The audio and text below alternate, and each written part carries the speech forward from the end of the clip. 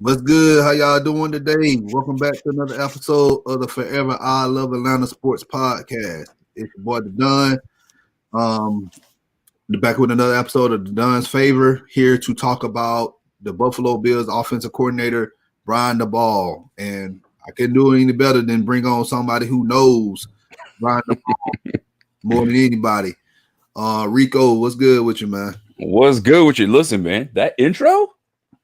Yeah, that's your fire, boy. Okay, I see what you're doing over here. Appreciate you, man. Thank you. That's a fire intro, man. Yo, keep that up. I like that. Thank you so much, a lot, man. Appreciate it. I try to be creative. That's it, man. What's going on, everybody? It's your boy Rico from the Buffalo Fanatics. I got brought on to talk about, and this is the first, man. I would have never thought somebody was gonna call me and say, yo, let's talk about Brian DaBoll. What? So hey, I'm here to give you the goods on my guy Brian DaBoll. If you guys think you guys gonna poach his ass, y'all better put a little pause on that, just a little bit. But we'll get into it. Hey man, we trying to win too, man. Y'all can't be crabbing like that up there, man. But you know what? You guys will be surprised about what I have to say. So don't get all too excited just yet. All right, bet. All right. So if you are new to the channel, you already know what to do. Hit that subscribe button. Also hit that like button. Share this content out with Atlanta Sports Fanatics. And hit us up in the comment section. As always, come holler at your hometown sports podcast. All right, so let's go ahead and get into it. Brian DaBoll. So I'm going to pull up his record. Now, he started coaching at William and Mary. Back in 97, he was Ernie's coach. Then he went up to Michigan State in 98. A lot of people don't remember Michigan State back then. They had Nick Saban there. And he was a graduate assistant under Nick Saban.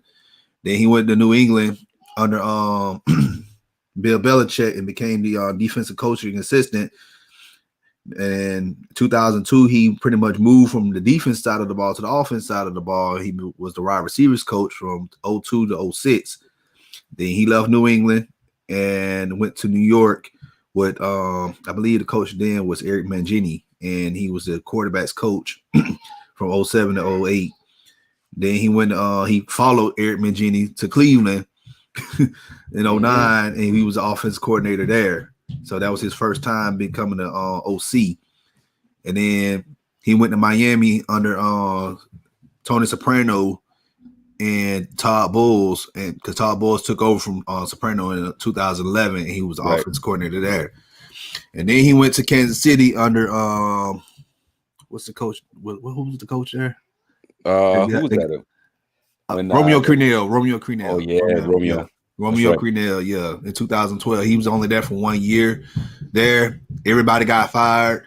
And he found his way back to New England in 2013 and was the offensive assistant. And then a year later, in 2014, he was the tight ends coach. And, you know, you had Grunt, and then you also had Bennett for a few years there. He had a good core of tight ends. Yeah, I think Hernandez. Aaron Hernandez, yep. That's right. Uh-huh. And then he left there. And he went to Alabama, and for 1 year under Nick Saban, and he was a co-offensive coordinator, quarterbacks coach, won the Natty with them. A lot of people in Georgia, they remember him. Yep. And he came to Buffalo in 2018 to become the offensive coordinator for you guys. Yes, sir. Yes, sir. Now, hold on. Before you pull that graphic off, okay, I need you to see something, right? So, New York Jets, when he was with the Jets, he went from 07 to 08, 1 year. Yeah. All right. Then left. He was a quarterback coach over there. Then went to Cleveland. 09 to 10. Offensive coordinator. Then left. Then went to Miami. Offensive coordinator. 2011. Then left. You know what I'm saying? You see the trend? I see the trend. I see it. Okay. Trust and believe. I see it. All right, cool. I just want to put that out there. Let's go. All right. Now, put it back on the main screen. It's not coming off the main screen. Okay, there we go. All right. Now, I'm going to be honest with you, and we haven't had this conversation yet. All right. He's not my first top choice as our next head coach. All right. Don Martindale, the DC for the Ravens. I feel like he because the problem with the Falcons for years has been defense. It never been offense. It's been defense. Yeah. So that's just my take. I just put Brian DaBoll because a lot of people here in Atlanta, they said, well, we need an offensive-minded head coach. And, you know, I understand we had 2 former coaches that were defensive-minded coaches. Yep. But at the same time, those guys were never proven. Dan Quinn was never proven. He was the flavor of the month under that Seattle Seahawks defense. And we know Pete Carroll's a defensive-minded coach anyway. Yeah. So, you know, just got to look past the smoke and mirrors sometimes, man. You do. So then, which is very interesting as to why you looking over here at Brian DaBoll. Because a lot of people in our fan base, I got to appease the fan base here in Atlanta. A lot of people, a lot of people said Brian DaBoll. Some people say Eric Bieniemy. I did a video on Eric Bieniemy, on the offense coordinator for the Chiefs. Yep. Arthur Smith, the offense coordinator for the Titans. Yep. So it's a lot of people that, you know, they mentioned. So I'm, as far as Eric Bieniemy goes, I'm not high on him at all because he's not proven at all. Like Andy Reid's called. What more does Eric Bieniemy have to do? He's not it's proven. Always forever going to be he's not proven. Why? It's because he's got to have his chance. But I understand that. But listen though, he's not proven. Andy Reid's calling the plays out there in Kansas City. I had somebody come on from Kansas City, a beat writer, and they said that Eric Bieniemy is not calling the plays at all. So what's he there for? He's there to relay the message from Reid to Patrick Mahomes. And Patrick Mahomes, now he said that he really don't need the signal now. Like he already, by the time they finish saying the cadence of it, he already know it. He already know what play to run. Because Pat Mahomes, he's that smart. So Bieniemy is just there, he's just the token black man just sitting there being OC. He got nothing to do with it. My man. Like he keeps getting passed over and passed over and passed over. I get it, man. I get it. He's gonna get the opportunity, but I feel like with the Falcons, like we don't have that much time. Julio's getting old, Matt Ryan's getting old. We don't have time to be experiment with another coach. We done did it with 2 coaches already, and look what happened. We need somebody to come in who is proven, who we know, like we know what we getting out of if we bring in Don Martindale. We know what we getting out of if we bring in Matt Eberflus, because they calling their defense on their side of the ball. Arthur Smith, we know he calling his offense on this because the head coach Matt Vrabel, he's not calling the offense out there in Tennessee. That's Arthur Smith. We know Brian DaBoll is calling the offense in Buffalo. It's not Sean McDermott. That's correct. It's because he's the defensive person. He's the defensive guy. Right. So that's, you know, I look at the philosophies and I look at how, you know, the coaches are, so that way, you know, I say, okay, well, and you look at the numbers, Football Outsiders, okay, this man been consistent. For instance, Dennis Allen, the DC for the Saints, they've been top 10 defense ever since he been back.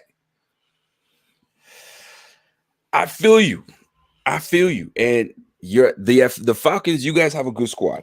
Like when I look at the pieces you guys have over there, you got Ridley, you got Russell. I think his name is Russell Gage. I like him. I like Russell Gage. And you got Julio. I think Julio's what? Is he 30 yet? He's 30 or 31, something like that. Yeah, I think he's hovering on that mark. And then you guys have Matty Ice. You know what I'm saying? That's a good little core on the offensive side of the ball. Y'all can improve your old line a little bit. The run game, I don't know what's going on with Gurley. I really don't. Man, let me tell you, it's the play call. It's Dirk Cutter's play caller, man. When we played the Saints a couple of weeks ago, we only ran the ball 12 times. I mean, at that point, I get it. Trust me, we're going through something like that right now as we speak. That's why I'm surprised that Atlanta fans are looking at Brian DaBoll, not because he's some trash, because he's not. I actually like Brian DaBoll. Brian DaBoll, I used to be on Brian DaBoll's ass. First year when he was with the Bills, I was like, get his ass out of here, man. I'm not trying to play with that. But exactly the second year, when Josh Allen took a nice leap forward, you started to see, okay, hold on a second. Maybe it wasn't Brian DaBoll. He just needed some time with his rookie quarterback. Exactly. And this year, you see them shits. I don't know if you can cuss on this, but things are lighting up right now. Yeah. Things are lighting up on offense, right? Josh Allen is throwing for 300-yard games. He's got a couple 400-yard games under his belt. But the problem is, which is your problem, is Dirk Carter with the run game. Did you see the Bills run game? Our run game is I want to say non-existent, but we at the bottom of the league in the run. Yeah. So I know. You know what I'm saying? So it's gonna be tricky for y'all if y'all want Brian DaBoll to commit. It's funny though, because you mentioned something about, but Bieniemy's not proven. We need proven, you know what I mean, coaches. We need proven. What and I'm not saying for you, but what exactly Atlanta fans been looking at to say like they want most people want Eric Bieniemy. All right. Now, my expertise is coaching. All right. I played the game and I coached the game. All right. Now you bring in Eric Bieniemy. All right. First off, we do not know what we get out of this man. And I seen how he was as an OC outside of Kansas City. Because everybody under the Andy Reid coaching tree had some success, but not so much. Look at Matt Nagy. Matt Nagy in Chicago can't even develop Mitch Trubisky. All right, Doug Peterson. He won the Super Bowl, but what has he done? Like, they leading the division, but like the NFC been trash for years. It's not great. Yeah, not great over there. That's the thing. Like, and Carson Wentz is like he almost out of the league. They drafted doggone Hurts to take over. Yeah. So you want quarterback number 2 within what 5 years?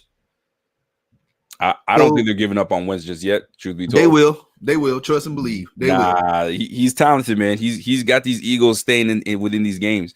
It's just like I don't know what's going on with that man right now. It's just not clicking. It's just not clicking. All right, but go back. I go way back when Reed was in Philadelphia. He had Brad Childress. Brad Childress left Philly and went to Minnesota. Yeah, they was good with Adrian Peterson and Brett. Then they had Brett Favre there. Right. And what happened? They lost in the NFC Championship game against the Saints. Yeah. In 2009. So I get it. And we looking at Eric Bieniemy. All right, the body of work. That's what I'm looking at. All right, for years he pretty much was a running backs coach. Yeah. All the way up to about 2018. He got his shot as an OC. Yep. All right, cool. But when he had 2 years as an OC on the collegiate level at Colorado in 2011 to 2012. Do you know how those years went? I'm assuming it didn't go too smooth. Look, and we talking about offensive rankings. All right. In 2011, the Colorado Buffaloes was ranked 109 in total offense. 2012, they was ranked, I believe, 119. All right. So you dipped. You went further down. So, like I said, I understand, Colorado is not a school that a lot of people want to go to. I get it, But at the same time, you're supposed to produce. I did a show yesterday on a guy, Dino Babers. Hold on. Go ahead. Finish with Dino Babers because I hear good things about Dino. Yeah, Dino Babers. He is I feel like if anybody needs a shot at OC or a head coach in the NFL, it should be him. I agree. Yes, I look at the offenses he done put up. The numbers like with RG3 when he was at Baylor, Jim Garoppolo when he was at East Illinois, Eric Dungy when he got there in Syracuse. Like Syracuse is a basketball school, you up there in Buffalo, near the Buffalo area. Like they was Buffalo. I mean not Buffalo, but Syracuse have never been a top 25 in football since McNabb played in the late 90s. Right. This man came in 2 years, had them ranking, had them playing in a big bowl. Yeah, he turned them around. Yeah. I'm with you on that. And to keep it a buck with you, none of these you're not going to really know if these coaches can do it or not. I mean, if you look at the trees, if you want to go in trees, look at Belichick's tree. It's trash. Belichick's tree is the further you move away from that man, you wilter. You got to stay close to the root with this man, right? The only one right now that I can say Nick Saban. That's it. Right? And I can even go further just a tiny bit with my man's DaBoll, but right now he was looking kind of iffy until he came to the Bills. You feel me? So at the end of the day, go ahead. But the thing is with DaBoll, he got the best of both worlds. He got Saban and Belichick. Right. That's a dangerous mix. You got tutelage under those two guys. And maybe that's why McDermott brought him in. Why McDermott brought him in, but he was looking shaky first year. Second year got a little better, and right now we're people are loving Brian DaBoll right now. Some people still don't trust him, but people are loving Brian DaBoll right now. But here's the thing: he's still attached underneath the head coach in Sean McDermott, which is a very good head coach. That man is a leader of men. You feel me? Yeah. So anybody underneath him right now is succeeding. Now, the minute Brian DaBoll leaves, that's when things are gonna. I mean, no different than Bieniemy. So I guess you could say, which tree do you prefer? You know what I'm saying? The Belichick Saban tree, or do you want coach from Andy Reid? So it's gonna be interesting. But the minute these two leave, we're gonna really find out what's going on with them, right? And that's what usually happens, man. You gotta leave. You gotta leave at one point, and if they like him enough, they'll bring him over. Now, Brian DaBoll with the fit with Atlanta could be good because you got yourself already an established quarterback. You got yourself some weapons on the offensive side of the ball. That offense is legit. Your defense is what the problem is. That's what we've been telling. This is what we've been trying to tell our fan base here in Atlanta. Everybody said, "Oh, we need Eric Bieniemy. Oh, we need Lincoln Riley. Oh, we need Dabo Swinney." I'm like, why y'all asking for all these offensive minded coaches? Like, oh, I'm tired of defensive mind. I'm like, these guys. Like, once again, I'm tired of sounding like a broken record. Those guys will never prove it at all. All right. You bring in a guy like Don Martindale. You bring in a guy like Todd Bowles, a guy like, because Todd Bowles didn't get a fair shake in New York. No, he did not. But Todd Bowles is probably trying to get back to being a head coach again. So would you guys? That's what I'm saying. I would consider him as a head coach. I would. Right, straight. I consider Todd Bowles a head coach. I consider Dennis Allen as a head coach. So what's wrong with Raheem? Look, man. What's wrong with Raheem? This is the problem. Okay, we won what 3 or 4 games with this man. All right, hold on. All right, so we won against the Panthers. No, we didn't win against the Panthers. Right. Yeah, we won against the Panthers. Yeah, we did. All right. That's a team. That's a game we're supposed to win. What? Wait. When did Quinn get fired? He got fired after we lost 5 straight games. After we lost against the Panthers, that I knew if he lost against the Panthers, that was it. You can't lose against your rival. No, you can't. You can't. And you lost 4 games before that. Nah, bro, you ain't surviving. So what's good? Straight Movement Podcast, man. Yeah, best of you against mine today, man. We that, man. You know, you already know who the realest is. And we that. So, but because right now I'm looking at your. Look at the game. Look, I'm looking at your schedule right now. Look. I'm telling you. All right, Minnesota, we beat. But here's the thing: they scored points. Look at the quarter breakdown. We almost let them come back. We also almost let Denver come back as well. Yeah, you did almost. Yeah, and then we got beat up by New Orleans. The only game. Then you guys waxed the Raiders. But that's the only game we look good in. That's the only game we look good in. But don't forget, this is the NFL, man. They specifically make it a firepower offensive, you know what I mean? Offensive football. That's what they want. They want points. They want points on the board. Like you could be like right now, the Bills have been a top 10 defense. I'm gonna be nice in saying that, but they're really top 5. They've been a top 10 defense for the last 3 years. This year, we're like middle of the pack. Since when? Because there's more emphasis on offense, man. But you know what though? But you know what? Even if you put up a average defense and you got a good offense, you still gonna get the production. Like Matt Ryan has to play out of his mind every single Sunday or Monday night or whenever we play, and our defense been trash to win. Like we got to put up 40 points a game to win. And sometimes that ain't even enough because some teams come back and they beat us by 41 points. I hear you. But the thing is, Matt Ryan is getting paid a lot of money. He's getting paid a lot of money to keep you guys ahead and put points on the board. But guess what though, man? You know, man. You come on, man. You know you got to have a defense. Somebody got to stop somebody sometimes, man. No, I'm with you. I think your problem right now is the pass rush. Y'all don't got no pass rush. We ain't got no pass. Thank you. We don't have a pass rush. And then our secondary is young, and then our safeties is just. Keanu Neal's playing good. I like him. He coming back. He's look like he's about to be a Pro Bowler again. Ricardo Allen we're not bringing him back. And then KZ, he's out injured. So I feel like the first round pick, I feel like we should get Russo, the edge out of Miami. Right. Or we need to get a safety. a free safety, a true free safety. Because Ricardo Allen, he was a cornerback, but we pretty much moved him to free safety.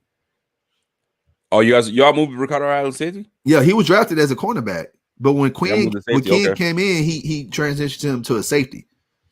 So I that's just me, man. Like, and going back to Raheem Morris, yeah, if he lose today, that's it. I don't want to hear anything. Oh, you tripping, man. Like, no, I'm not tripping. You telling me, say for instance, if y'all in this situation right now, right, and y'all lost to New England, y'all got beat by New England, and then y'all lose again to New England, you think Sean McDermott gonna still be the head coach of the Buffalo Bills? Right. I mean, listen, it's different. It's different. We can't put those two. It's different. He's the interim though. He's the interim. Like, yeah, he's the interim. But that's what makes it even tougher, because as the interim, you're not really expected to do a whole lot. Why you think Arthur Blank was like, he wants to come back, he got to win 11 straight? Boy, stop. Like, if you don't know anything about Arthur Blank, man, he'd be dead serious when he be saying Arthur Blank said this: we're not a 500 or below team. We should be playing above 500. Everybody been saying, if you look at on paper, the Falcons should be a legit playoff team. They should be. So what happened? The coaching. The coaching has always been a problem. You gonna blame it on the coaching? Yeah, yes, it is. So the roster straight.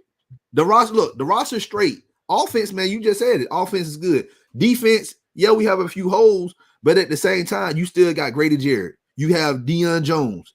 Yeah, Deion Jones, man. Yeah, you got AJ Terrell. Look like he's about to be defensive rookie of the year. You got Keanu Neal. You have weapons on the defensive side of the ball. Because right now I'm trying to go through your defensive front, because I think that's what your problem is. Grady Jarrett. How old is Grady Jarrett right now? Grady Jarrett is he got drafted in 2015, so he's around with. All right, so he's not old man.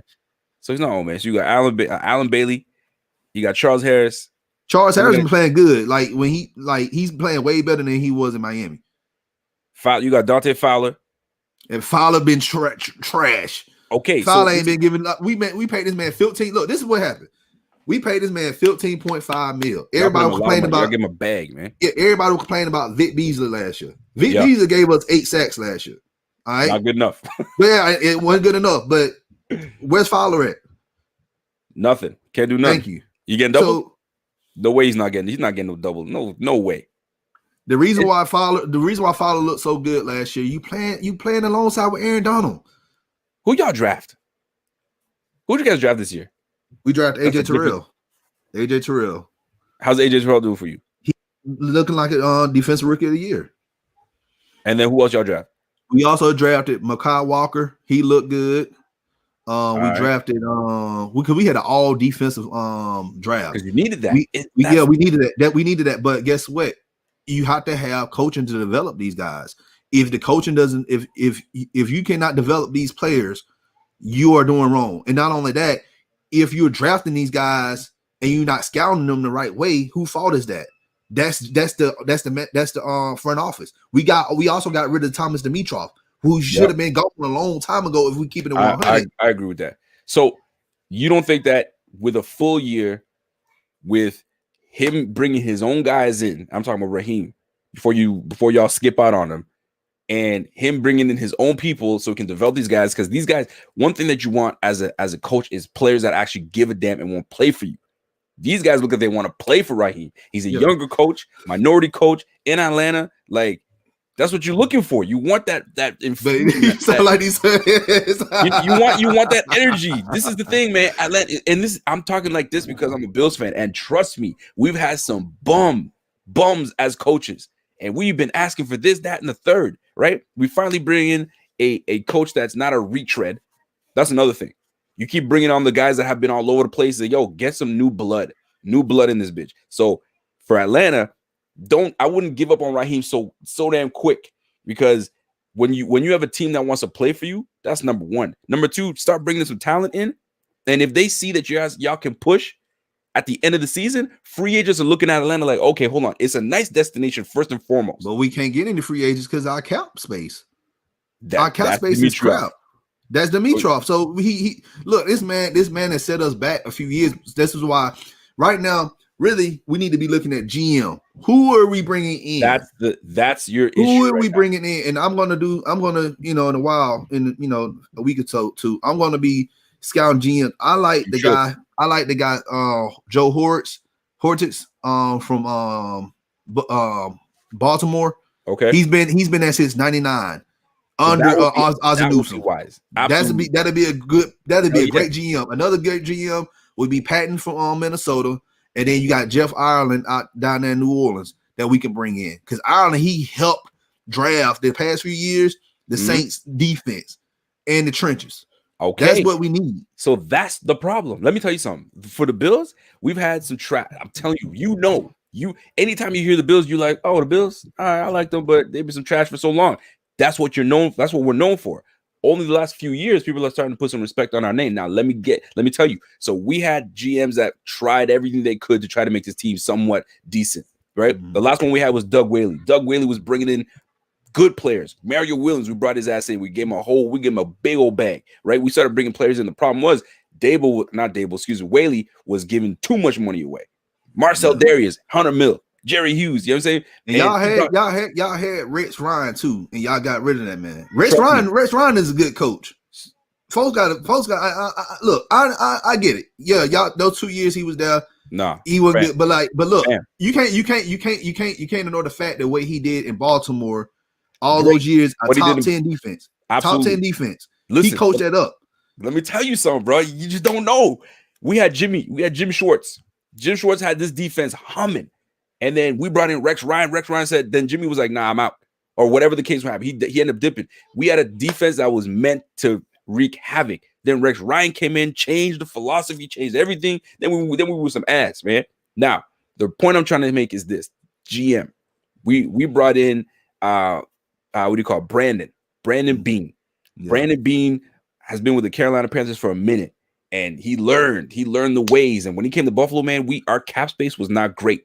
So we had to take L's, man. So we had to draft well. Y'all had to depend on the draft. We had to draft well. Not only that, though, we had to get rid of players. Sammy Watkins, gone. Ronald Darby, gone. We started moving players like that. We thought, whoa, what's this guy doing, right? So the minute we kind of got our hand on the cap space because of Doug Whaley, I love Doug Whaley, but Doug Whaley was just giving money away, right? So he had to fix the cap space before we could start doing things. So y'all are in a position right now that y'all can't wait too long because you have enough of these guys on offense. Julio Jones, you got Matty Ice, they're only getting older. So you need a GM that can come do a quick fix. It's not so much about the coaching, but you need a GM that can bring the right players, that can recruit. You know what I'm saying? Because and this is why I said Joe Hortix out of there, Baltimore, will be either him or Ireland. In my opinion, be the best GM for Atlanta. I know a lot of people sitting up here saying they want what's the guy name? I forgot his name. Louis Riddick. They want Louis Riddick as our GM. Riddick will be nasty for you guys, man. No, trash. Oh man. Louis, but here's the thing. Hear me out, because you're looking at what he's done before, but like when you see a shiny new name, some players are like, yo, Louis Riddick's over there? Yo, let me go see what's going on in Atlanta. Do you know what Louis Riddick did in Philadelphia? I mean, he riddled them a little bit, but you learn. You got to learn. I know, but like he made the dream team. The dream team.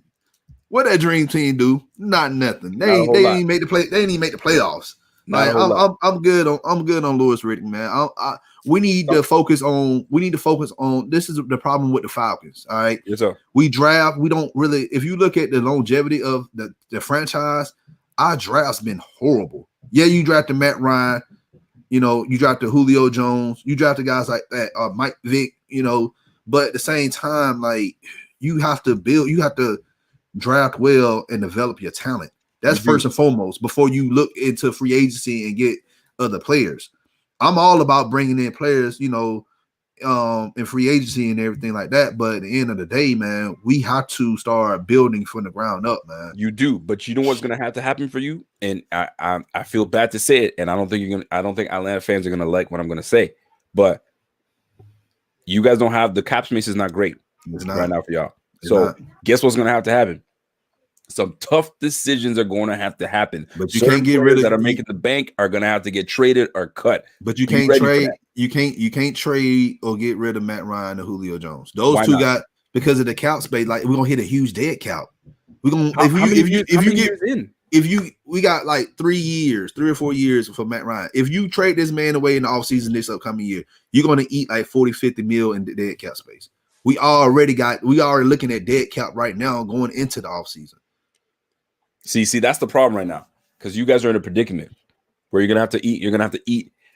But if we do that, we're gonna be rebuilding for years. Welcome to the rebuild. That's how the league works, man. But we're not. But that's the thing, man. We're not in rebuild. Arthur Blank already came out. And said, man, we're not in rebuild. They already said, him and Rich McKay, they said we're not in rebuild. What we're doing, we're retooling.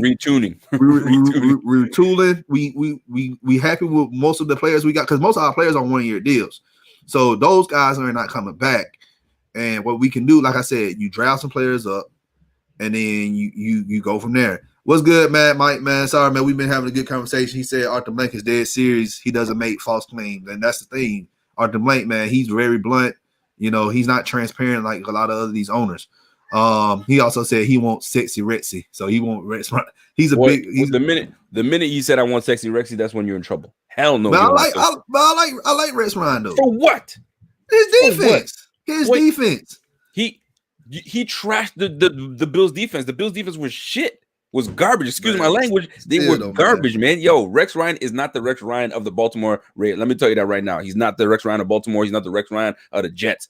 I feel like with a break, but here's the thing though. Like you just said that you know he learned from it, right? Like with Louis Riddick, he learned from it. So if Rex Ryan took him, he ain't been coaching for the past 4 years, I believe. So if he on a 4-year hiatus, all right, he come back, he should be rejuvenated because I feel like their relationship with him and Woody Johnson for the Jets, I think they left a bad taste in his mouth, and he jumped from New York to Buffalo, and you can tell that he didn't look the same when he was with y'all. Why not? Because he lost it. He lost it. But sometimes you got to step back from the game sometimes, and then you come back good. That just a lot of players, a lot of coaches do that sometimes. So I'm looking at your dead cap. In your cap, Julio Jones, golly, man. That's what I'm saying. Oh, that's nasty. That's what I'm saying. You trade one of those guys or both of them away, you eat up a lot of dead cap. You can't get rid of those guys. Give me 1 second. What happened? I want to know if we can vacuum. Yes. Yeah. So I mean, shoot. At the end of the day, bro, when I'm looking at this dead cap, if I'm reading that correctly, is that 58 million dead cap? Yes. For Julio Jones? 58 million? Yes. Who's creating these contracts, bro? Thomas Dimitroff, man. That's what I'm telling you. Thomas Dimitroff left us in a bad spot, man. Matt Ryan, 75 mil? What? I'll try to tell you. You didn't believe me, man. I told people. Grady Jarrett, 31 mil? Why? You can't trade these guys. You trade these guys, man, we're going to be looking like Miami for years. We'll be looking like the Dolphins. But I'm telling you right now, you're gonna need a guy like Brian DaBoll to come. You're gonna need a guy like Brandon Bean to come in and be like, all right, man, we gotta bite the bullet. So you're gonna need someone that's gonna say, trust the process here.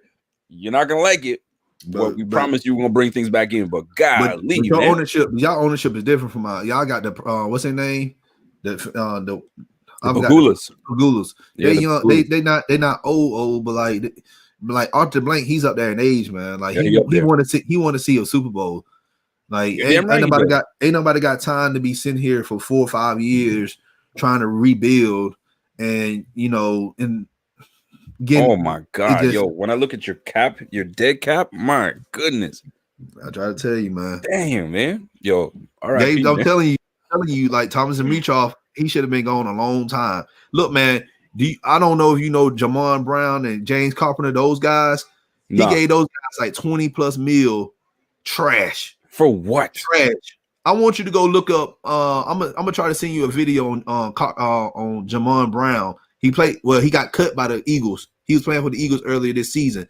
This man, I see it. Jamon Brown. My goodness, man. He's a guard. All right. He's a guard. And it was a game they played against. The Eagles played against somebody this season, but like this man was blocking. He stopped blocking to fix his glove on his hand. So we paid this man 20-something mil. We paid this man 20-something mil. Like, I'm like, oh my. And to make matters worse, because we signed these guys last year, Jamon Brown and James Carpenter, before the draft. Guess what happened after the? Guess what we drafted in the first round last year? We drafted doggone Chris Lindstrom, a guard from Boston College. So you pretty much paid starter money for trash, and then you drafted a guard in the first round. That's what I'm saying, man. We've been scratching our heads a lot these past few years. Golly. Yo, listen. Right now, what you need is a GM that or a pro scout. If your scouting team is some trash, y'all need to boot everybody out from that scouting team and bring a new scouting team in and start from fresh. Because right now, the only thing you guys are gonna be able to do is build through the draft. That's it. That's what I've been saying. That's what we've been saying, man. We've been saying myself. Thank you. I've been trying to tell people that we have to build through the draft. Like that's why I said you get a Jeff Ireland, you get a Joe Horace, people who know draft, people who know how to scout players. That's why that's what you're going to bank on. You're not going to bank on anybody in free agency because there is no money to hire to bring in anybody. Period. Yo, I feel for Atlanta fans, man. I really do because you guys got some talent on your team, man, offensively, and you just don't have enough defensive firepower to kind of help you guys out, man. We need Dante Fowler to set something up. I mean, I don't know if the defensive scheme is out. Who's your defensive coordinator over there? Well, right now, we had Raheem Morris, but right now it's Jeff Ulrich. He's the DC. So he's a good linebackers coach. He's a good linebackers coach, but like I said, man, I'm just not sold on Raheem right now, man. He got to win today. If he don't win, if the same thing repeats how we played against the Saints a couple of weeks ago, bro, that's it. I'm done. You guys have a great opportunity. But if we win today, I will be because I got a show here at 8:30 tonight. Yeah, I'll be the first person to sit up here and say, Raheem Morris, you have my blessings to be interviewed for the Atlanta Falcons. There's no question. He needs to be given a shot to interview for the damn job, and then he needs to have like a you need to break me down on how you think you can fix this team, get us back to contending in the AFC South, and keep it moving. Because right now, as of right now, he has an opportunity right now, but if he loses a few more games, man, then it's like you're a free agent after that, or he goes back to DC. But if you bring a new head coach, the head coach is like, nah, you got to go. But it's also going to be contending on the GM because the GM, I think we're going to hire a GM first. So hold on. So what do you want with Brian DaBoll? What do you want to know about Brian DaBoll? Yeah, let's get on that because we've been talking about other stuff. So so let's talk about the development of Josh Allen, man. Under the DaBoll. So go just tell me about that. Listen, man, Josh Allen came in. Everybody knows he came in as a raw deal. You know, he's a physical specimen, 6'5", 230. Can, you know what I mean, throw the football like the length of the field. That boy was nice and athletic. You know what I'm saying? But he was playing at a small school in Wyoming, you know what I'm saying? And looked over. He's been looked over his whole since high school, man. Like Derek Carr. They went to the same camp. They went to a football camp and they were separating quarterbacks, right? And the ones that are going to be something and the ones that you need some more time. So they put Derek Carr and, you know what I mean? You're going to be something else, man. You're going to be special. Oh, you need more development, right? Mm-hmm. So that's a slight. So year one in NFL, I mean, he was sitting behind the likes of Nate Peterman. That's my guy, Nate Peterman. Everybody hates on Nate Peterman, but I like Nate Peterman. But anyway, Nate Peterman, and then we brought in Derek Anderson. Like there was a slew of quarterbacks that came in and he just sat behind them. And then finally he got his chance. So he had to get that rust off of him, right? The game is fast for a rookie. So year one under Brian DaBoll and starting to, you know what I mean, get his act together was great. Then you got a quarterback coach. That's a big one. You get yourself a quarterback coach, and he's dealing with Palmer. Palmer's his quarterback coach, and then we brought in offensive coordinator that worked with that Ken Dorsey, that worked with Cam Newton in the 2015 season, that got Cam Newton to MVP status. So you got two dudes that are working exclusively with the quarterback. And on top of that, you got Brian DaBoll that's in year 3 right now. So year 1, get the kinks out, get used to the game. Year 2, we need to see some development, right? Usually that's when a sophomore slump comes in, but Allen started to get the game a little quicker, started getting understanding things. And then year 3 in the same system with better weapons. That was the big thing. Year 1, the receivers we had on the squad was some crap, like Andre Holmes. We had Kelvin Biscuit Benjamin. You know what I'm saying?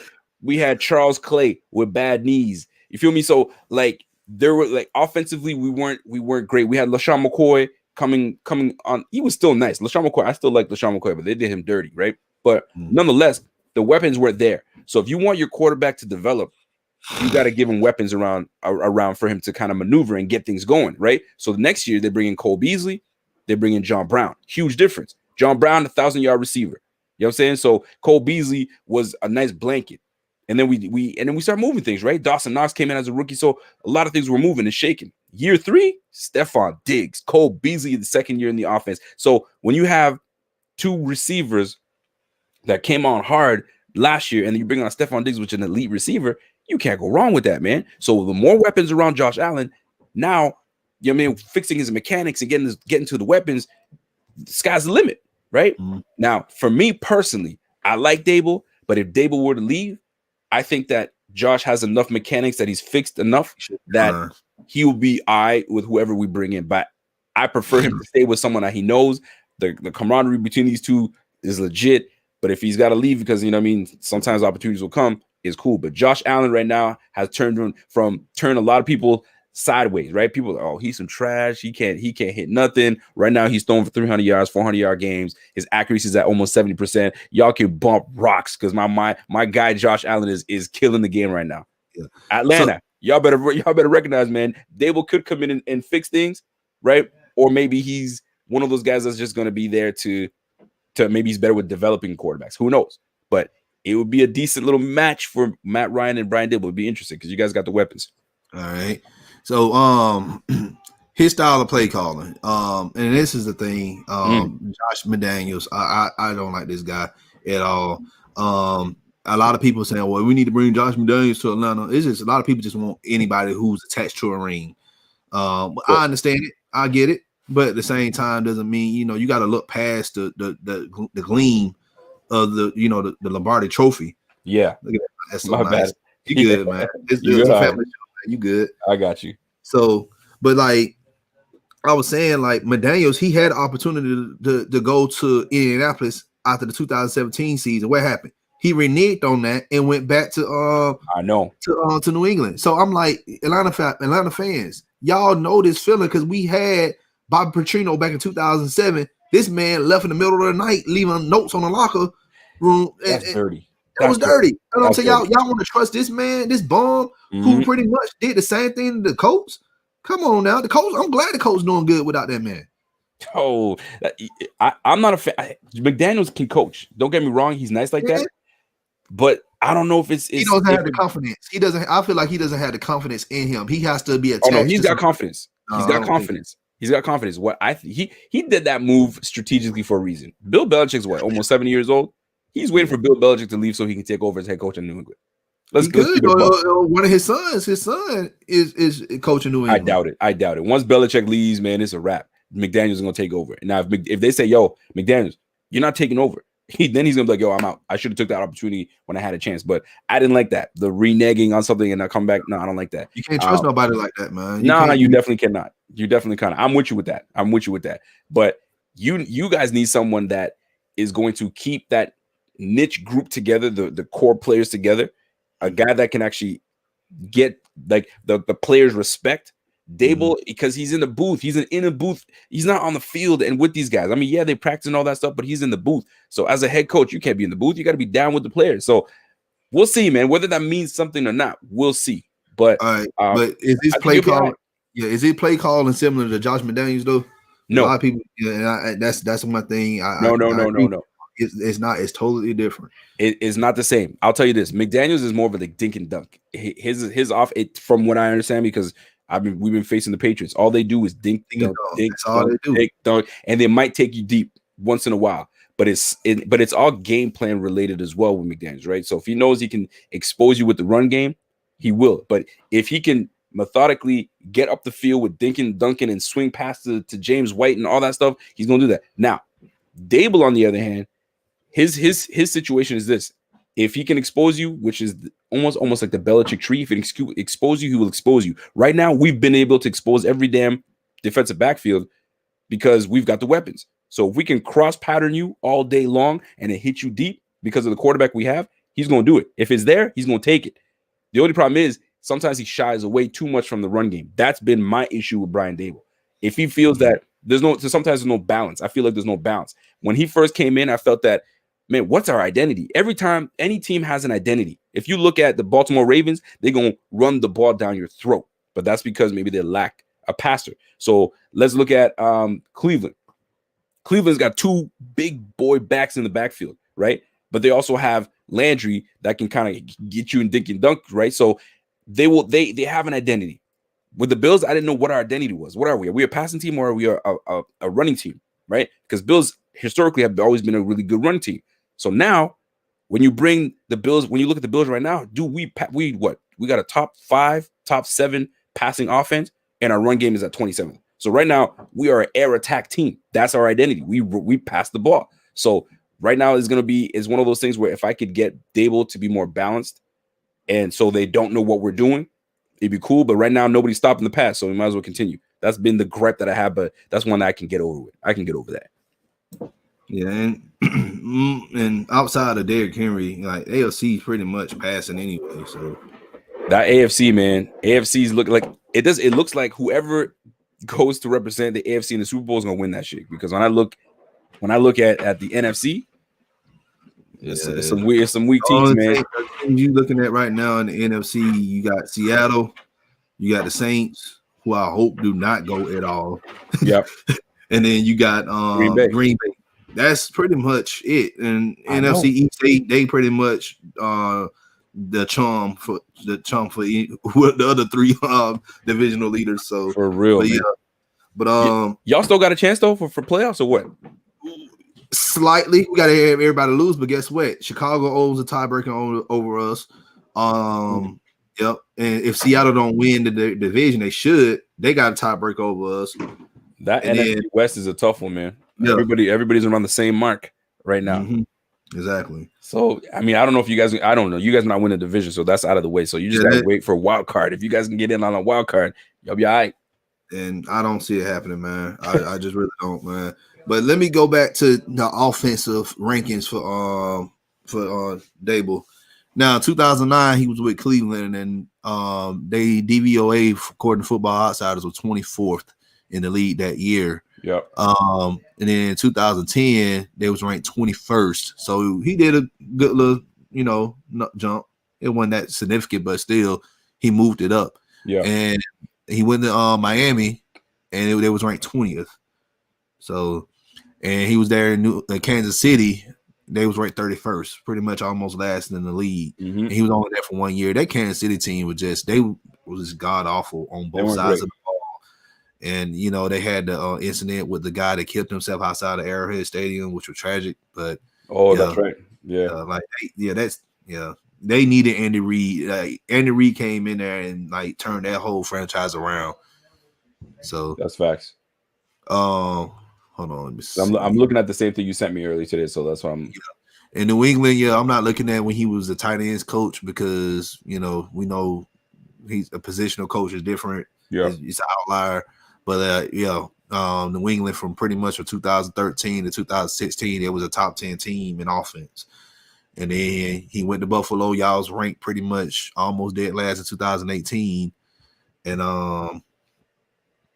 y'all moved it from 2018 to 2019. Y'all was ranked from 31st to 21st. Yeah, that's a huge jump. You moved 10 spots, and that's why I said oh wow, y'all really looking good. Josh Allen, I knew, yes. Don't act like you were like, oh, I knew he was gonna be nice. No. I'm not gonna say. I said he can be a good quarterback if there's a good play caller up there in Buffalo. Mm-hmm. When I knew Daboll left my Alabama, and then he went to Buffalo, and then y'all got Josh Allen. I'm like, okay, Daboll could do something with this guy. Yeah, if he can do something with Jalen Hurts. Tua, he can do something with Josh Allen. And Josh Allen is a way better quarterback than those two guys. I mean, I agree. I think Tua was nice though. Don't get me wrong. But once Daboll left though, you would think that all right, hold on a second. What maybe Alabama's not gonna be as they were just as potent, if not better, on offensive side of the ball. So it made me wonder what my first year was like when Daboll came through. Was like, was Daboll that nice that we had to poach him that quick? That we couldn't wait for anybody else. But now that we look at it right now, I'm like, maybe that was the right decision. You know what I'm saying? They get along. Because Yeah, because Alabama will still be Alabama and Nick Saban there. No doubt. Like it just, they had Lane Kiffin as OC, and then now they got Steve Sarkisian out there. Steve Sarkisian, the first year he was here in Atlanta, I'm like, oh man, this offense went from worse to good to it wasn't bad, but it wasn't good, man. I don't know what happened. It was low key, all right, serviceable. But in 2018, Matt Ryan matched the same numbers that he did in his MVP season. So the sign was there. Just Steve Sarkisian, he was seen as the scapegoat for Dan Quinn. Dan Quinn keep his job, so he fired his OC. Which to me, I feel like, well, we should have kept Sark, because Sark was, in 2018, the first half of the season, he was considered to be a head coach in the NFL. People forget that. This is a panic league, man. And the NFL, man, is a panic league. It's not like it used to be where you could draft a quarterback and let that man develop. Let that man develop and do what he's got to do, right? Here, you got 3 years, bro. You need to show me something or you out. And that goes for Sam Darnold, right? Now, next year, whoever becomes the head coach over there, because Gates, I cannot see that man coming back. I think they bullshitting over there. But if he does come back, and you have the number 1 pick, let's just say, you going to skip out on Trevor Lawrence? No way. So now Sam Darnold. What you gonna do with Sam Darnold? It's gonna be like the same issue that they did in Arizona with Josh Rosen, and that's right. What's the guy's name? I forgot his name. Kyler Murray. Yeah. So I get it, man. And Josh Rosen, I'm gonna tell you right now, I thought we were gonna draft Josh Rosen, and then they said Josh Allen. I said, what? We went from Tyrod Taylor to what we're going to Josh Allen. I was like, oh man, this is gonna be interesting, but we got to ride with our guy, and thankfully so, my man is rocking it right now, man. So we're gonna see. And then now right now, y'all ranked 8th in the league in overall offense. Absolutely. So that's to me, that's good. Like you can't sleep on Dabo, man. This man has been around success, 5 Super Bowl rings, and then he also won a Natty in Alabama. Yeah. So he's been around. So that's why I said like Dable, because everybody was criticizing me. Why you got all these defensive minded people on here? Why you got no offense people? I'm like, well, I'm a defensive guy by trade, and I feel like end of the day, defense win championships. You gotta stop somebody to win games. But the way the game is played now is you better put points on the board. You gotta put points on the board. You still gotta do that. Yeah. But at the end of the day, you better have a doggone defense to back that offense up to stop them. Because if not, you lose. We've been doing this for years. We've been putting. We could Matt Ryan and Julio. They could put up points on the board, but guess what? The defense get what? When the offense sit on the sideline, guess what? Matt Ryan see the game go slip out our hand. Ain't nothing he can do because he don't play defense. At the end of the day, everybody here in the city always blaming Matt Ryan. Matt Ryan. I'm like, okay, so our defense gave up in the first 5 games. We was averaging. Well, our defense was allowing 35 something points a game. You're not going to win a game giving up that many points. You can't. And I'm gonna tell you this, man. If in fact you guys decide to bring in Brian DaBoll as a coach, potentially to take over this team, just know that he's an offensive guy. We need to get a defensive guy. I know you need to. So you have to trust that he would bring in someone that could run that defense and get it popping, right? So he might take one of the guys that's on the Bills right now, probably our D linebacker or our linebacking coach. But nonetheless, if Brian DaBoll comes, you better hope that he brings someone that knows defense. You know who I like? If Brian DaBoll, and I said the same thing about Eric Bieniemy, if you bring this guy in, all right, I feel like you bring in Wade Phillips as your DC. If you bring a guy like Brian DaBoll in, or bring Wade Phillips in. Bring Wade Phillips in as a DC. And Wade Phillips he knows defense. To fix defenses. Yeah, no doubt. But this NFL is who you know. Mm-hmm. And they don't just go and grab a random dude because they've got to know him. I would have had to coach with you somewhere, or someone really recommended you. You know what I'm saying? So with Brian DaBoll, you know he's bringing someone that he's connected to, and you better hope that dude is nice. Same for Bieniemy. Hey, I don't want to say this, but Matt Patricia just got fired. They was on the same staff at the Patriots, so I wouldn't be surprised. I wouldn't be surprised that may happen. I'm not saying that, you guys do not quote me on this. I do not want Matt Patricia here in Atlanta, but I'm just saying, be ready for that. This is what y'all want. Y'all want an offensive-minded guy. So guess what? When whoever he brings in on the defense side of the ball, hey, we gotta just take it. So take it for what it is, man. But yeah, if one of these coaches come in, you best believe they're bringing someone that they know. So you better pray that it's someone that is serviceable and that can get that defense at least, you know what I'm saying, to minimize 30 points a game, man. 30 points a game, you ain't going nowhere. You allowing 30 points a game. You better stop. Exactly. That's why we're trying to tell people. They thinking that Matt Ryan and them got to put up 40. It sounds good, but some games you're going to have ugly games that you're going to have to win the game.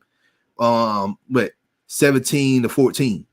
You know, there are going to be some games like that, man. That's where your defense has to come in, because sometimes Matt Ryan is not going to get it started. Julio Jones is going to get hurt. Then you got Calvin Ridley got hurt. So you depending on Tar Gurley, you depending on who's your tight end? I forgot who your tight end is over there. Hayden Hurst. Hayden Hurst. I like Hayden Hurst though. He's nice. Hayden Hurst athletic. You can't depend on those guys. You need your stars, man. You need your stars. So if your stars aren't performing on the offensive side of the ball, you best have a defensive coach that can get these guys going and actually take away. You know what I'm saying? Create turnovers, do something, keep it under 30 points. You need that. All right. Now, when Arthur Blank fired Dan Quinn and Thomas Dimitroff, weeks over a month ago, he said that they want to bring in someone who is a leader among men. You mentioned this earlier in the show about Sean McDermott. And is Brian DaBoll a leader among men?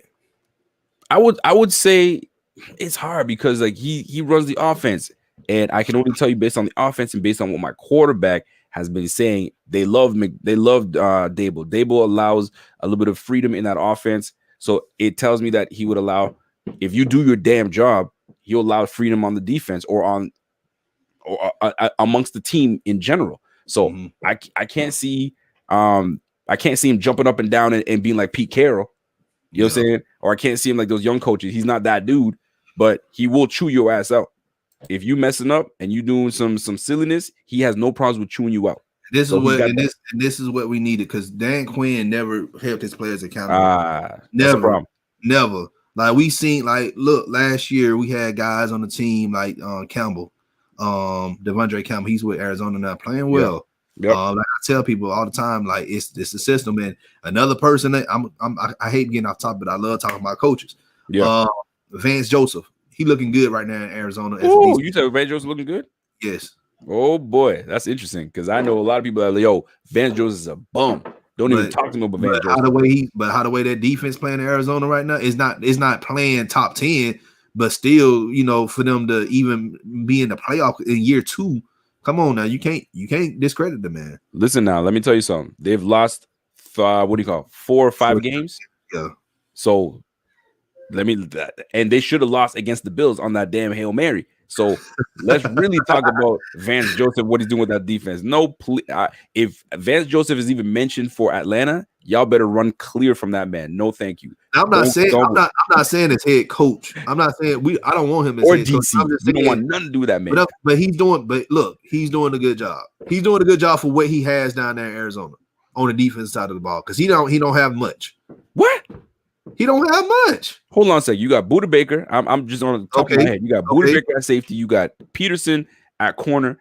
You got Simmons that they drafted, and you got Phillips on the D line, and then you got a few other nice dudes on the D line. Boy, you better stop playing. They got some pieces on that team. They got some, but it ain't like it's like San Francisco last year or something like that, man. Like it's not. If you look at the rest, the players you name, they are good players. Yeah. But are they like all pieces, pro? Are they all? But all those guys, are they all pro? Are they near all pro? They not. I mean, shit. How many? I mean, I keep cussing, but how many all pro dudes you gonna have on a team? You're not gonna have that many. You're not gonna. You look at a team may be lucky to have at least one on one side of the ball. Right. So I get what you're saying, but you know. But so, and the point I'm trying to make is Vance Joseph, with the talent that he's got on that defense, they should be better. They shouldn't be losing the games they've been losing. You know what I'm saying? So you feel me? So like, if take away the Bills game, they're 0-5 in their last. I mean, they just lost to a New England team. Come on now. And New England, I'm not saying New England is trash, but New England is not New England of old. And you lost, and you got D-Hop, you got some players on that team, man. But you know, man, yeah, you do. But you know, man, it's just like it's weird, especially coming down the stretch. You got teams that contending, and you got teams who want to knock you off your spot. Yeah. So it happens.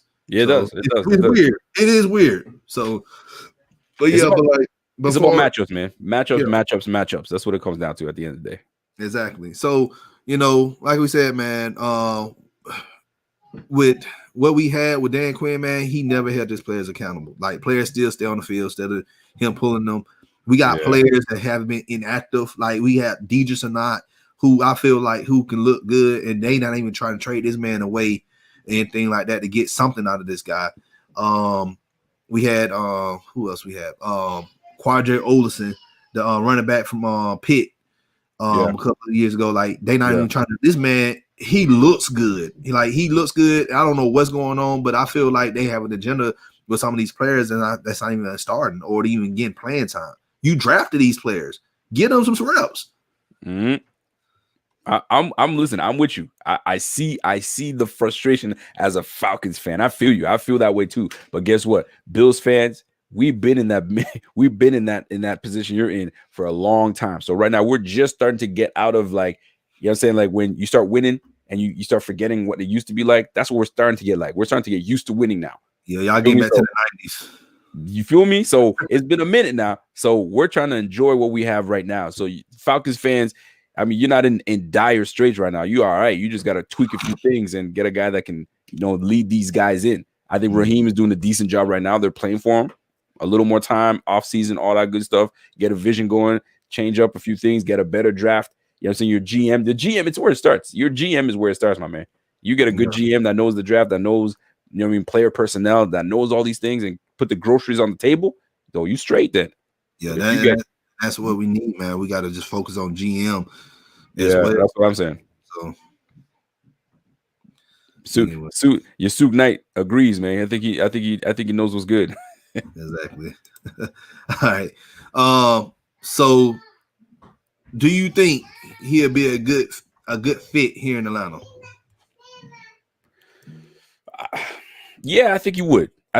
What he's done with Josh Allen, what he's done with his offense, you know what I'm saying, with the pieces that he was given, and what he's doing with the weapons he has right now and exposing other teams and taking full advantage of you. Yes, because you have a guy like Julio Jones, he will set something. If Julio Jones has 8 receptions for 300 yards and they can't stop him, guess what? It's not going to stop. He's going to keep going to Julio Jones. What is working, he will keep doing. So you guys have some weapons on offense, man. So Brian DaBoll would definitely get that offense going. He definitely get you points on the board based on the experience that I've seen from what we've done year 1 to year 3. He can do it, especially if you give him weapons on the field. And you guys have that. So yes, he would be a good fit for Atlanta. But your problem is not really offensive. It's more on the defensive side of the ball. Defense, exactly. You know what I'm saying? That's the thing, man. Folks just scared because we tried these 2 coaches who were defensive mind, Mac Smith and Dan Quinn. I'm doing a show on that tonight. And I'm bringing somebody on who disagrees with my philosophy on bringing in a proven defensive minded coach. Because guess what? Y'all have a proven defensive minded coach in Buffalo, and guess what? It's working wonders for you guys. Really defense. We're starting to come along. We're starting to come along because the start of the season we were all right. We were 4-0. We're doing all right on defense, and then we just went through a stretch of just not playing good defense. Man, we were getting gashed. You know what I'm saying? So, but once we start to get our act together, we tighten up. We got healthy. That's the big thing because this game right now we're going up against Monday night against San Francisco. I don't know if you've seen the line, but they got San Francisco at -1 over the Bills. Are y'all nuts? So if you got money, you better put your money on the Bills, man. You gonna make some coin. You got disrespecting my team like that, but it's cool. but he'd be a good coach for you guys, man. So if DaBoll ever were to leave, you'd have some suitors though, because Chargers would look real good for DaBoll right now. I don't care what anybody tells me. You got a young Justin Herbert with a good defense, with a good run game, and a big market. I mean, in LA. I don't know what happened with Anthony Lynn, man. I don't know either. I like him. So if Anthony Lynn though were to get let go, come back to Buffalo. You know what I'm saying? No. Nah, we good. We straight. We straight. We good. It was that before though. I wouldn't mind though, because he was supposed to be head coach. It was between him and McDermott. Yeah. And then we took McDermott. But if he were to ever come back, I know the offense would be all right. Decision making wouldn't be up to him. I know his decision making is a little off, but DaBoll would probably go to Chargers, Who else is looking? I made a video the other day on 5 destinations that he could go to. You go to the Jets if they fire Adam Gase. Okay, here's the thing. We talked about that. The Jets might be a good place for him to go, but there's a lot for him to fix up. He'd get the number 1 pick, but I don't know how much. But you know, it'd be a good team to him to go to though. I'm listening. Houston. Houston was another one. We talked about Houston. You got Deshaun Watson. You just gotta draft you. Absolutely. So to me, I understand they said Hopkins, was hurting the team, but you gotta fix that. You gotta fix the offensive line for Deshaun Watson and get him a run game. You do. Deshaun Watson they're doing that man a disservice, man. But next year, I mean, coach is gone. That was coach and GM, Bill O'Brien. You out of here? Oh, come on, man. You're gonna give him the decision. You got rid of D-Hop and you took David Johnson. Are you? Yo, I didn't understand that. Nobody understood that, right? But you do what you got to do. It's like trading a doggone nice steak for a doggone dollar menu burger. Like, you feel me? I'm not even dollar menu burger, man. Come on, man. Vending machine burger. Come on, man. Y'all better stop, man. Stop playing games. But at the end of the day, there were 5 destinations. I thought I wrote it down, but I guess I missed on that. But there are 5 destinations for this guy to go to, and the Chargers right now would be the number 1 because you have a quarterback very similar to Josh Allen, and he'd be very intrigued on going there. Matty Ice, 31, 32 years of age. You're at the end of your rope. So that's where I thought that you guys could get rid of him if you guys are ready to bite that bullet, but you can't. You can't do it. I'm on the side of Matt Ryan done a lot for this team because you think about it, man. Yeah, everybody was a fan of Vic. All right. And Vic brought excitement to the team. But other than that, outside of that, what did he do really? Like, I feel like Matt Ryan should retire a Falcon. That's just my opinion. Now, I understand if his production goes down, if he can't do it anymore, then we got to just do what we got to do. Yeah. But right now he's still playing at a high level. The problem with us with offense right now is just been Dirk Cutter. Dirk Cutter doesn't want to run the ball. He depends on the long ball a lot. Like it just he don't want to dink and duck his way up. He don't want to, and that's what you need to do. Yeah. We had the receivers that can do that. Like you definitely do. We could carve up a defense by just calling the game, like just dinking and dunking. And here's the thing too: offensive players, whenever you have a coach that's just not calling them, why are you calling that play? Oh, you can tell in Julio's face. Julio, you could tell. Julio stays quiet, but Julio staying quiet for a reason. I want my money. I got my money. So y'all do what you want to do, man. Because he's at the end of the day, he's going to be one of those guys that is going to be one of the best in the game in the first place. So he's good. He's going to have his green jacket. But right now, if your team is not playing for this offensive coordinator, shoot, you got to go. You got to go. But it is what it is. Yeah, I feel you on that. All right, somebody said Knight said hopefully they will fix the defense soon, man. But I'm looking forward to seeing who is the next head coach for the Falcons. Man, share my videos out, man. My coaching reports, man, that I've been doing. So just share it out. I'm almost done. I got to do one more coach after this, and that will be Brian Schottenheimer out of Seattle. So Schottenheimer, all right, yeah, all right. So who are the top 2 coaches that you would bring in right now for your team right now? Don Martindale. That's number 1. All right. Yeah. I don't think Rex Ryan wants. I don't know. I say Rex Ryan, but you bring Rex Ryan out of retirement. I would, but here's the thing. Here's the thing, though, man. Here's the thing. I know, like we said this before. We know he had a bad taste in his mouth when he coached. He stepped away from the game. But and the thing is, we tried to hire Rex on 2 occasions. Back at the end of the 2007 season, we tried to hire him. Mm-hmm. All right. And then we tried to hire him again when we got rid of Mike Smith in 2014. Yeah. Are you guys running a 4-3 defense? We run a 3-4. Well, okay, it's a 3-4, but it's like more of a 4-eye. Okay. Right. And that's the thing. You bring him in, we already set. True. We just to me, you still need to draft some more D linemen, who really better than what we have. You got Grady Jarrett, Dante Fowler. I think he's going to be here for another year. Yeah. Our linebackers right now, Deion Jones looking good. 4-year Olakun, like I said when we drafted this man from Yale, I said this man is going to be good. And he's doing it for you right now? Yes. He's playing on his mind. You need a lockdown corner. That's what you guys need, man. You need a lockdown corner. AJ Terrell's looking good, man. Go look at the tape. Go look at the tape. I might have to, because you might have to bring somebody else, because if you can shut down But the we air moving attack from these teams. Defensively, you'll be all right. Yeah, we moving Isaiah Oliver from corner to safety. They said they're gonna try to experiment with him. So if he looks good in the next few games, because that's all we doing. We just scouting players right now. Yeah, true. All right. And if he looks good at safety, then we may end up drafting, a edge or another corner. But right now, man, we need the edge, man, because our pass rush is horrible. Let me tell you something. We got to the quarterback. We got the car last week, but outside of that, man, it's been non-existent. Let me tell you, if you guys get yourself another corner across from Terrell, I'm telling you right now, your pass rush will look much better. Because if you get all you got to do is slow down the quarterback, man. Let him hold on to that ball for that extra split second. That pass rush is there. I don't think y'all should have got rid of Beasley though. I thought Beasley should have stayed with y'all, but y'all got rid of. Oh man, say that again. Say it again. I don't think y'all should have got rid of Vic Beasley, man. But I will tell you this though. He went to the Titans, and I did a Titans show with some Titans folks, and they said, man, Vic Beasley, like we thought we'd get more out of Vic Beasley. But he don't want to play anymore, man. He want to be a pastor. So is that the case? Maybe. That's what he said. That's what he want to do.